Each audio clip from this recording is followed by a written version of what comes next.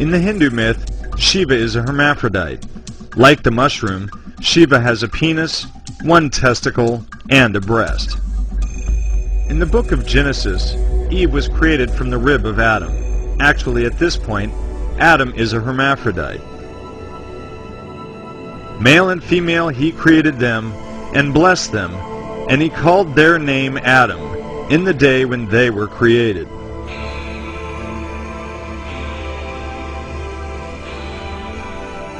Adam, being male, represents the mushroom in its earlier phallic-like growth stages,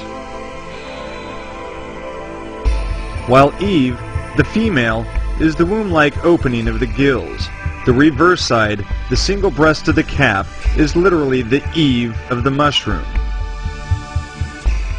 When the Amanita's cap separates to form the Eve or canopy, it figuratively pulls a rib out of the stalk or stipe of the mushroom.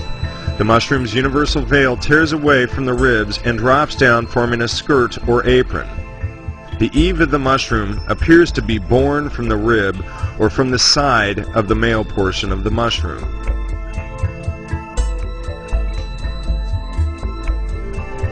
Because this is the portion of the mushroom that is most often consumed, this is also the portion of the mushroom that provides enlightenment.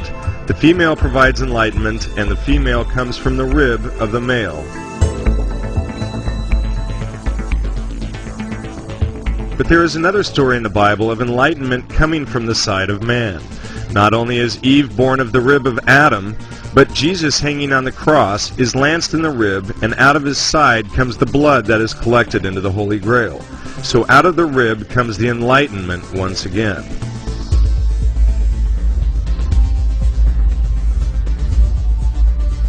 The Canterbury Psalter from 1147 has 12 segments representing the 12 signs of the zodiac. Each segment is a representation from the different parts of the creation of the world epic described in the book of Genesis. In the top right segment we see Jesus, or God, as the Lord of magical plants. The red mushroom on the right is clearly the Amanita muscaria. The Amanita is said to produce the quickening of the spirit. The next one is obviously another mushroom, but it is blue. This indicates silici mushrooms, which are said to open the third eye.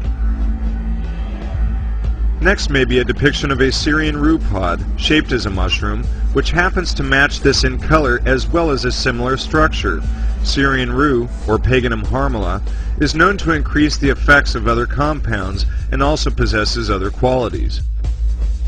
On the left is a depiction of an opium poppy, also shaped as a mushroom, and due to the euphoria it induces, it helps one to relax enough to let go in order to fully experience the visionary state. It helps one withstand the intense experience without the constant urge to make it stop, which is not an option, by the way.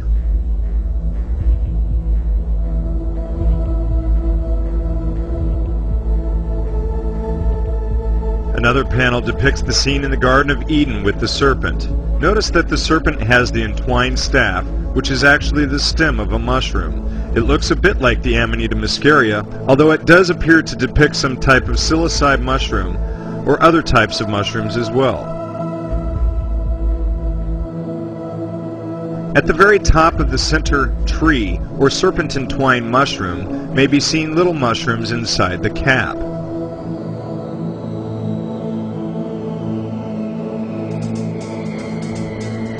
This is an alchemical depiction by Nicholas Flamel of a woman clothed in the sun. She has a crown of stars on her head, and she is pregnant. She has the wings of eagles on her back, and she is standing on a crescent moon. To her right is a leviathan-like serpent with 7 heads, and it is sweeping the stars out of the sky with its tail. On the left is an image of Our Lady of Guadalupe. She is the Mexican equivalent of the Catholic Virgin. Notice that she, too, is clothed with the sun. The crescent moon is below her. Below that is a leviathan-like serpent with the 7 heads. The stars that the leviathan was sweeping out of the sky in the alchemical image are now hidden in the clothing of the goddess. And we have shown where some of this symbolism comes from in the heavens, but let's take a deeper look into this icon, Our Lady of Guadalupe. The story of the woman and the dragon is found in the book of Revelation, Revelation 12, where it reads, "A great and wondrous sign appeared in heaven, a woman clothed with the sun, with a moon under her feet and a crown of stars on her head. She was pregnant, and she cried out in pain as she was about to give birth. And then another sign appeared in heaven, an enormous red dragon with 7 heads and 10 horns and 7 crowns on his heads. His tail swept 1/3 of the stars out of the sky and flung them to the earth. The dragon stood in front of the woman who was about to give birth, so that he might devour her child the moment it was born. She gave birth to a son, a male child who will rule all nations with an iron scepter." So this is the cosmic Christ, the first man, Adam Kadmon. Who else would get snatched up to God and to his throne but the Son of God? After all, if God gave his only begotten Son, he must have had an only begotten Son to give. And this is the birth of this mythological deity. In the Nag Hammadi text, which is older than the Bible, and the origin of many of the stories in the Bible itself, you can find a very interesting story on the origin of the world. Sophia sent her daughter Zoe, being called Eve, as an instructor in order that she might make Adam. When Eve saw her male counterpart cast down, she had pity upon him and said, "Adam, become alive, arise upon the earth." And then what happened? Well, immediately her word became accomplished fact, for Adam, having arisen, suddenly opened his eyes. When he saw her, he said, "You shall be called the mother of the living, for it is you who have given me life." And then the authorities were informed that their modeled form was alive and had arisen, and they were greatly troubled. They sent 7 archangels to see what had happened. They came to Adam. When they saw Eve talking to him, they said to one another, "What sort of thing is this luminous woman? For she resembles that likeness which appeared to us in the light." So what did they do to her? "Now come, let us lay hold of her and cast our seed into her, so that when she becomes soiled, she may not be able to ascend into her light. Rather, those that she bears will be under our charge. But let us not tell Adam, for he is not one of us.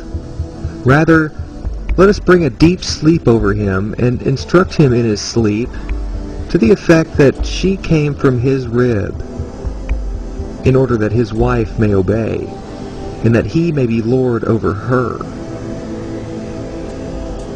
So the gods, or these 7 authorities, these landlords, are forcing a patriarchal setting. I call them landlords, but there are also the 7 of them. In the older texts, these 7 authorities tell Adam and Eve not to eat from the tree of knowledge. In the newer version, the Bible, these 7 landlords simply become the Lord in all capital letters, but they are by no means the great architect of the universe.